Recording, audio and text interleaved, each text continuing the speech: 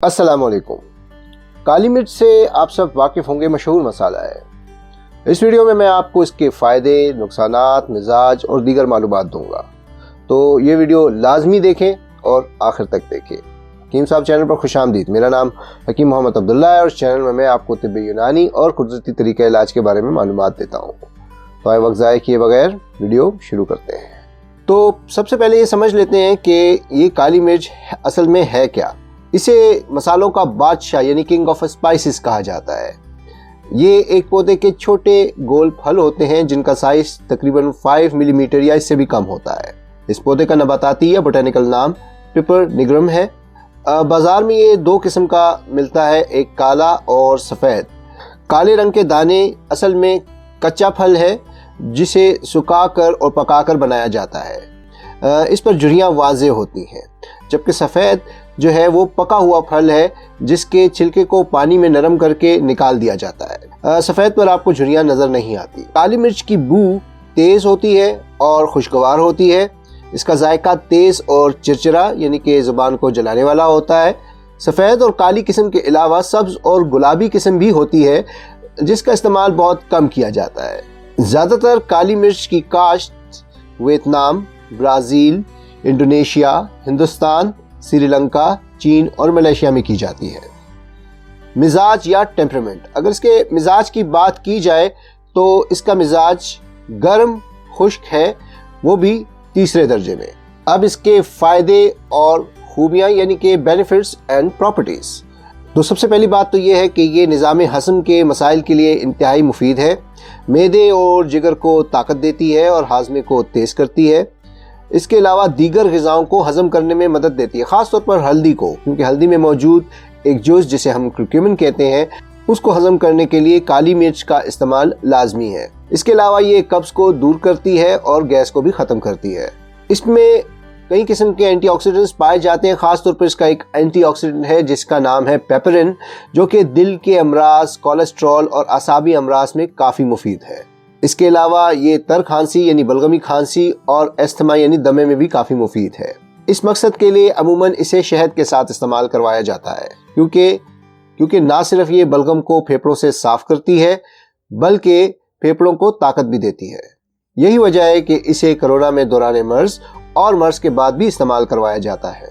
वो लोग जिनका मिजाज ठंडा है या वो अमराज जो कि बलगम की ज़्यादती और ठंड की वजह से हुआ करते हैं, उनमें इसका इस्तेमाल काफ़ी मुफीद है, ख़ास तौर पर आसाब की कमज़ोरी, पट्टों का दर्द, नज़ला, ज़ुकाम वगैरह।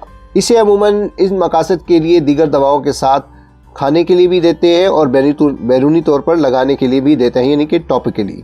ये आसाब और पट्टों को ताकत देती है। इसके अलावा इसे ठंडी दवाओं की तासीर को कम करने के लिए भी उनके साथ मिलाया जाता है। वो अमराज जिनमें लर्जा ताली होता है जैसे कि मलेरिया वगैरह, उसमें भी इसका इस्तेमाल करवाया जाता है। जल्दी अमराज में भी इसका इस्तेमाल करवाया जाता है। उसकी वजह यह है कि इसमें बेहतरीन एंटी इन्फ्लेमेटरी खूबियाँ मौजूद हैं। खारिश, बर्स और सफ़ेद दागों के अमराज में इसे जिल्द पर तेलों के साथ मिलाकर लगाया जाता है।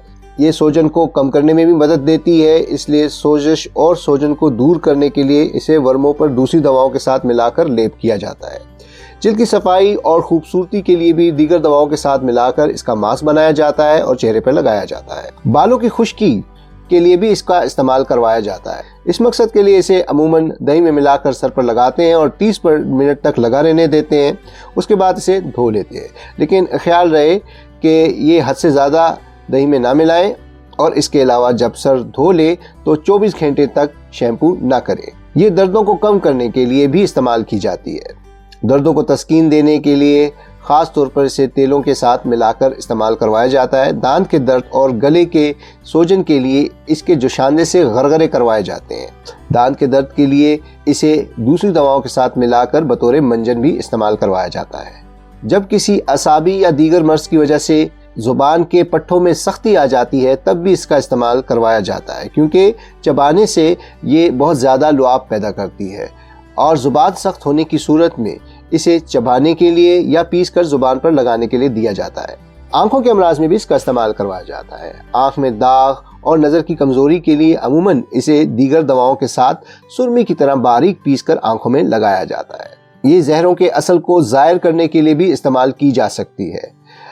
جیسے کہ سانپ یا بچھو کے کاٹنے کی صورت میں اس کے جوشاندے سے قے کروائی جاتی ہے تاکہ زہریلے مادے جسم سے خارج ہو جائیں۔ اب بات کر لیتے ہیں اس کے ممکنہ مضر اثرات کی، یعنی کہ سائیڈ ایفیکٹس۔